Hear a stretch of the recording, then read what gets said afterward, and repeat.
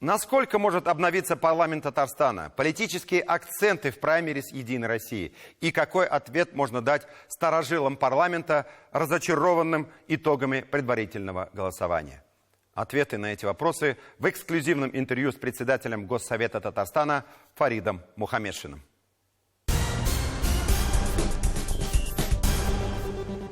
Фарид Харилович, завершилось предварительное голосование партии «Единая Россия». Мы участвовали в этом политическом процессе, и вы участвовали, я участвовал. Но, наверное, предварительные итоги праймерис таковы, что в этом зале появится очень много новых лиц. Давайте мы сегодня с вами об этом и поговорим. Хорошо. Хорошо. И все-таки, Фарид Харилович, насколько обновится парламент? Очень конкретный вопрос, на него пока сложно ответить. И тем не менее, практика показывает, что каждые 5 лет на очередных выборах формируется представительный орган государственной власти Республики Татарстан. Сменяемость от 30 до 40%. Я полагаю, что вот проведенные предварительные голосования показывают востребованность, ожидание людей на сменяемость, на новых лиц в парламенте. И примерно на таком же уровне 30-40 от 100 человек будут новыми депутатами Государственного Совета. Фарид Харилович, как бы вы оценили политические итоги праймерис? На этот раз я их оцениваю достаточно высоко.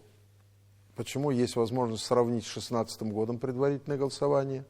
Во-первых, только наша политическая партия «Единая Россия» проводит предварительное голосование. И так было в 2016 году, так в этом году.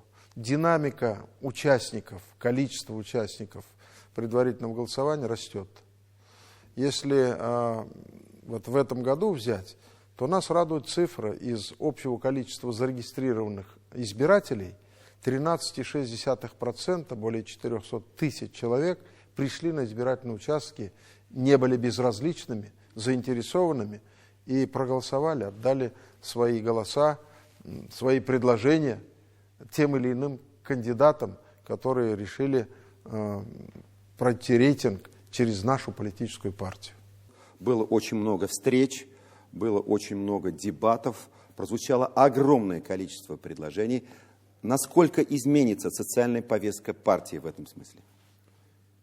Более 200 встреч с избирателями прошли в разных городах и муниципальных районах нашей республики. Дебаты прошли, и условие по положению было такое, что каждый участник предварительного голосования не менее 2 дебатов должен провести по заявленной повестке дня, а она актуальная для всех.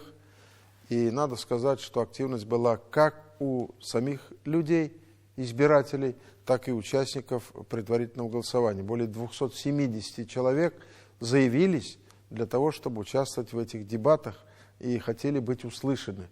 Как они хотят видеть какой парламент, как они будут работать, если им окажут доверие и их изберут, какая повестка их беспокоит, что бы они могли сделать для достижения тех или иных целей во имя и для человека, живущего в Татарстане.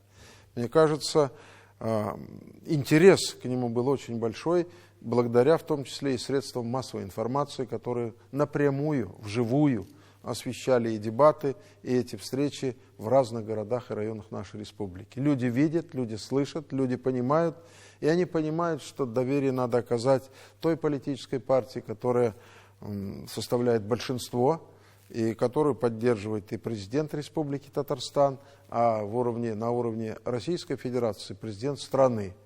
Отсюда есть надежды, чаяния и желание людей активнее подключить депутатский корпус, а через него и исполнительные органы власти к реализации всех национальных проектов, других социальных проектов, которые уже реализуются на территории Татарстана.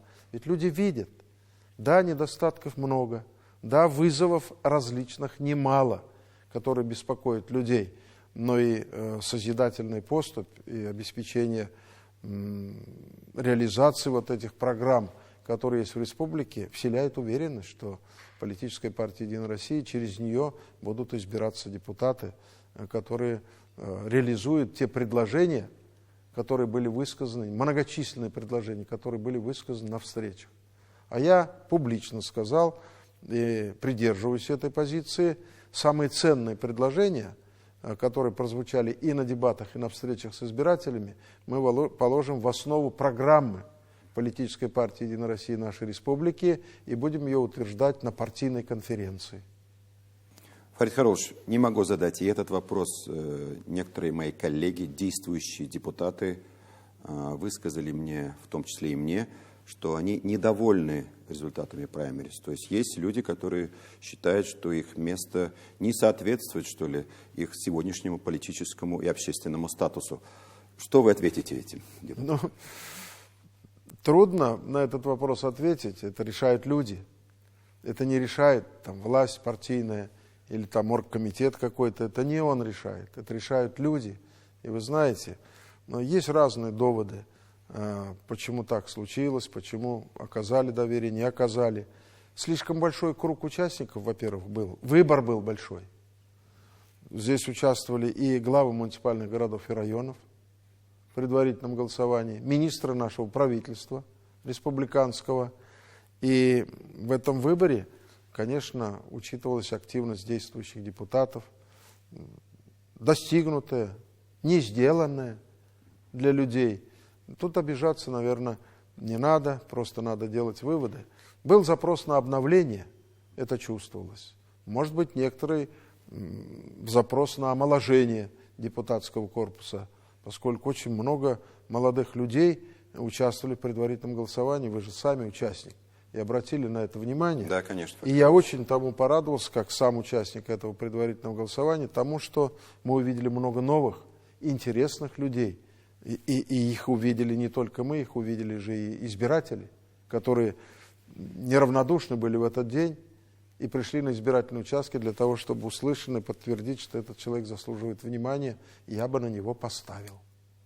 Вот и исхожу из того, что мнение людей, это те запросы, которые есть, они отразились в тех цифрах предварительного голосования, которые мы имеем на сегодняшний день. Фарид Харолович, завершающий вопрос. Понимаем, что праймерис, вы сказали это неоднократно уже на всех встречах и во время интервью, это первый шаг. Дальше начинается серьезная политическая борьба, потому что, ну, что греха таить, оппоненты не дремлют, оппоненты работают и собираются весомо зайти в парламент. Какова будет стратегия партии в этой предвыборной борьбе? До того, как сказать о некоторой стратегии и тактике наших действий, я хочу поблагодарить тех избирателей, которые пришли, это почти 14%, более 400 тысяч человек в выходной день на предварительное голосование, организованное нашей партией.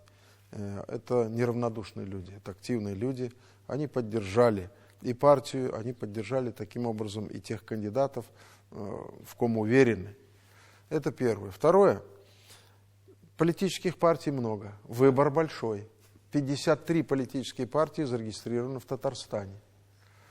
Я недоволен тем, что некоторые политические партии, во-первых, от выборов до выборов активны, а некоторые и даже по объявленным выборам не проявляют такой активности. Я, действующий председатель парламента республики, всегда был на позициях, что в Государственном совете должны быть дискуссии, должны быть разномнения, в поисках решения наилучших способов достижения цели тем или иным законом, который принимается и выходит из-под пера депутатов парламента республики. Очень хотелось бы, чтобы активных людей было больше, но было бы тех людей, которые не просто гольно отрицали и говорили: нет, не надо, не будем, не буду голосовать, плохо, а искали пути, значит, и предлагали, как достигнуть этой цели. Тогда цена этого парламента и тех партий, которые будут представлены в Государственном совете, резко возрастет. Мы будем признательны за то, чтобы разные партии были представлены в нашем Государственном совете.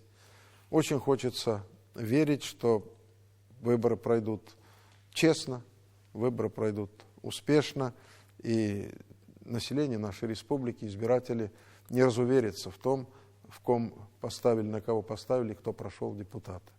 Тактика такая.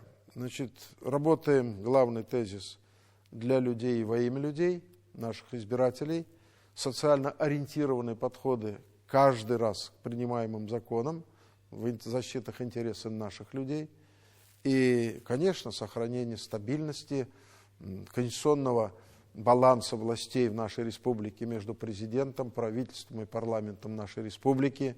Только в конструктиве можно добиться каких-то результатов. Мы видим с вами и Украину, мы видим другие события, где парламент, правительство и даже президент категорично, значит, разномнениями подходят, а для людей пользы от этого нет.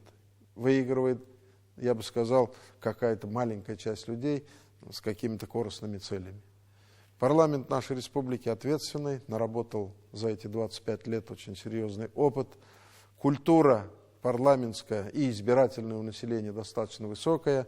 Я уверен, наше население сформирует Государственный совет 6-го созыва дееспособный и успешный. Большое спасибо, Фарид Харулович.